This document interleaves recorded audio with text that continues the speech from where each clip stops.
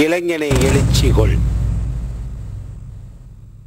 கால் நூற்றாண்டுக்கும் குறைவாக மண்ணில் கால்பதித்துள்ள இளைய தலைமுறையே, உங்களுக்காக வாழ்த்து மலர்களோடு வருகிறது இந்த குறும்பட குழந்தை. அரும்புகளுக்காக தொடுக்கப்பட்ட இந்த மாலை சுமந்து வருவது அறிவுரைகளை அல்ல நண்பர்களே, சில ஆலோசனைகளைத்தான். இன்றைய சமூகம் இளைஞர்களின் தகுதி குறைவுகளை சுட்டிக்காட்ட தயாராக இருக்கிறதே தவிர அவர்களை தகுதிப்படுத்த தயாராக இல்லை. உலக சாதனையாளர்கள் எல்லாம் வாலிபத்தை தான் தங்கள் வரப்பிரசாதமாக மாற்றிக்கொண்டிருக்கிறார்கள். கீட்ஸ் இமாலய கவிதைகளை இயற்றி முடித்தது 24 வயதிற்குள் தான். பாரதி தன் சாதனைகளுக்கு முற்றுப்புள்ளி வைத்துக் கொண்டது 39 தான். பகத்சிங் சரித்திரத்திற்கே இரத்த தானம் செய்தது 23 தான். இயேசுபிரான் சிலுவை சுமந்தது 33 வயதில் தான். பாட்டுலகை கட்டியாண்ட பட்டுக்கோட்டை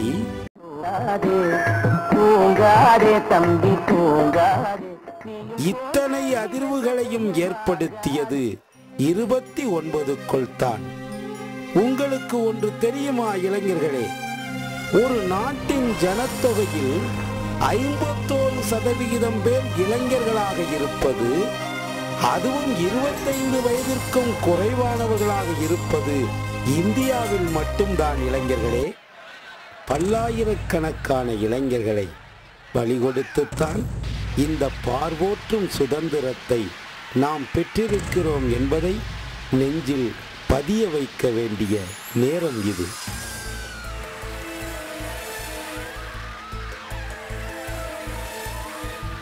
சாதிக்க வேண்டும் என்ற வெறி, சாதிக்க முடியும் என்ற நம்பிக்கை அன்றைய இளைஞரிடம் அதிகமாகவே இருந்தது. ஆம் நண்பர்களே, நம்ப முடியாத சாதனைகள் எல்லாம் நம்பிக்கையால் தான் முடிந்திருக்கின்றன. ஒரு சிலந்தி தன் வாழ்நாளில் 2 லட்சம் வலைகளை கட்ட முயலுகிறது. ஒரு நாளைக்கு ஒரு முயற்சியாவது உங்களுக்கு வேண்டாமா? ஒரு நாளைக்கு ஒரு பட்டுப்பூச்சி 200 மீட்டர் நூலை உற்பத்தி செய்கிறது. நாம் என்ன செய்கிறோம்? யோசித்து பாருங்கள். கைகள் இல்லாத பறவை கூடு கட்டுகிறது. கைகள் இருக்கும் மனிதர்கள்தான் தெருவில் கிடக்கிறார்கள். விழுந்தாலும் எழுகிறது விதை, ஆனால் விழுந்தால் அழுவது மனிதன் மட்டும்தான். இளைஞர்களே, இந்த உலகம் ஒரு வித்தியாசமான பேருந்து. இது தன் வேகத்திற்கு இணையாக ஓடுபவனைத்தான் ஏற்றுக்கொள்கிறது, ஓட முடியாதவனை ஏற்றிக்கொள்கிறது. செருப்பு தேயாமல் வாழ்பவன் சீக்கிரமே தேய்ந்து போகிறான். சுற்றும் பற்சக்கரத்தில் துரு ஏறுவதில்லை நண்பர்களே, நின்று கொண்டிருக்கும் தூணில்தான் கரையான்கள் பிடிக்கின்றன. அவமானங்களை அலட்சியப்படுத்துங்கள். மேடைக்கு மேல் கிடைத்த பொன்னாடைகளை விட மேடைக்கு கீழே கிடைத்த அவமதிப்புகளை பத்திரப்படுத்துங்கள். முயற்சியை மட்டுமே முன்னிறுத்துங்கள். மரத்தை குடைய கோடாளி கொண்டு போவதில்லை மரங்கொத்தி. அவனவன் கையில் 1000 ஆயுதம்.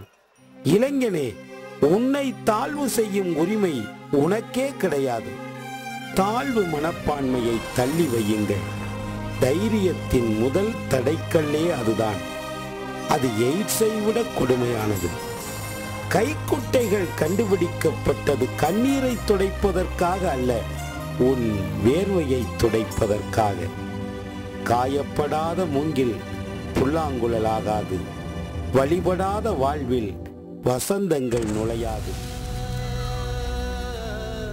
ஒன்றை இழக்காமல் ஒன்றையும் பெற முடியாது. கல் தனக்கு தேவையில்லாத பகுதிகளை இழப்பதால் தான் சிற்பம் கிடைக்கிறது. காகிதம் தன் வெண்மையை இழப்பதால் தான் ஓவியம் எழுகிறது. பில்கேட்ஸை உனக்கு தெரியுமா? உலகத்தின் பணக்காரர் அவர் என்றால் அது உண்மையல்ல. அவர் பிரபஞ்சத்தின் பணக்காரர்.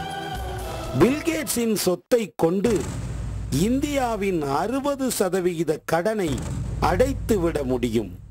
ஒரு நாளைக்கு 1 கோடி ரூபாய் செலவழித்தால் கூட அவர் சொத்தை செலவழிக்க 653 ஆண்டுகள் ஆகும். பில்கேட்ஸின் சொத்து 2,70,000 கோடி. எப்படி? அவரே சொல்கிறார், சாதாரண மனிதர்கள் சந்திக்கும் அத்தனை ஏமாற்றங்களையும் தோல்விகளையும் நானும் சந்தித்திருக்கிறேன். ஆனால் இவைகளையெல்லாம் கடந்ததுதான் எனது இதய நம்பிக்கை என்கிறார் அவர். சாதனைகளுக்கு சான்று தேடி நாம் அயல் நாடுகளுக்கு ஏன் அலைய வேண்டும்? இளமையும் நம்பிக்கையும் எதையும் சாதிக்கும் என்பதற்கு நமது காலடி சுவடுகளே வரலாற்று ஏடுகள். சில 100 மாணவர்களே பயின்ற தொடக்க காலத்திலேயே ஏவிஎஸ் கல்லூரி குஜராத் பூகம்ப நிதிக்காக ஒரே நாளில் 1.5 லட்சம் ரூபாயை நிதியாக திரட்டி உதவிக்கரம் நீட்டியது. சமூக விழிப்புணர்வுக்காக நூற்றுக்கணக்கான இளம் கரங்களோடு கைகோர்த்து 12 கிலோமீட்டர் பாத யாத்திரை பயணத்தை நடத்தியது. அரசின் மழைநீர் சேகரிப்பு திட்ட பணிகள் தீவிரமாக்கப்பட்ட போது ஒரே நாளில் அதற்காக 7000 குழிகளை ஏற்படுத்தி கொடுத்தது ஏவிஎஸ்ஸின் இளைய கரங்கள். ஆழிப்பேரலையால் அகிலமே உருக்குலைந்த போது 10 லட்சம் ரூபாயை ஒரே நாளில் சுனாமி நிதியாக திரட்டி அரசுக்கு அளித்தது நமது கல்லூரிதான்.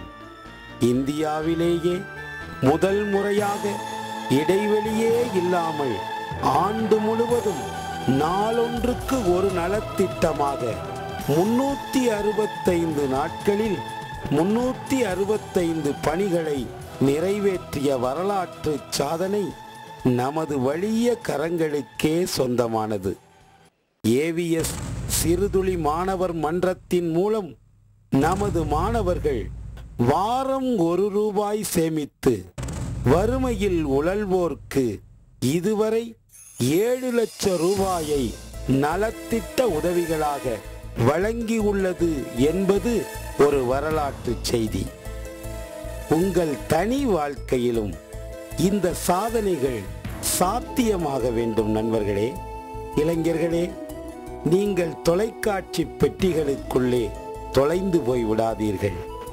நாள் ஒன்றுக்கு 4 மணி நேரத்தை தொலைக்காட்சியில் செலவழிப்பவர்களுக்கு வாழும் நாள் குறைந்து வருவதாக அறிவியல் ஆய்வுகள் அறிவிக்கின்றன.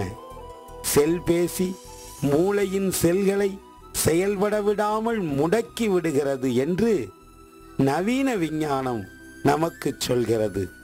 எந்த அறிவியல் சாதனமும் நமது கட்டுப்பாட்டுக்குள் இருக்க வேண்டுமே தவிர அதன் கட்டுப்பாட்டிற்குள் நாம் சென்றுவிடக்கூடாது. வேர்க்க வேர்க்க உழைக்காதவனுக்கு காற்று வாங்க உரிமை இல்லை. சக்கர நாற்காலிகளை விட சாய்வு நாற்காலிகள் தான் ஆபத்தானவை என்பதை புரிந்துகொள். உழைப்புக்காக உடலை தயார்படுத்து. கால்பந்தாட்டத்தில் கடவுளை காணலாம் என்றார் விவேகானந்தர். 100 கிலோ குளுக்கோஸ் தந்துவிடாத சுறுசுறுப்பை காலை நேர உடற்பயிற்சி கட்டணமின்றி தரும். உட்காருவதற்கு நாற்காலி வாங்காதே, ஓடுவதற்கு காலணி வாங்கு. நிற்பதற்கு நிழல் வாங்காதே, சுமப்பதற்கு சுமை வாங்கு. உறங்குவதற்கு படுக்கை வாங்காதே, விழிப்பதற்கு விளக்கு வாங்கு. உன்னால் வாழட்டும் வீடு, வளரட்டும் நாடு. ஜெய் ஹிந்த்.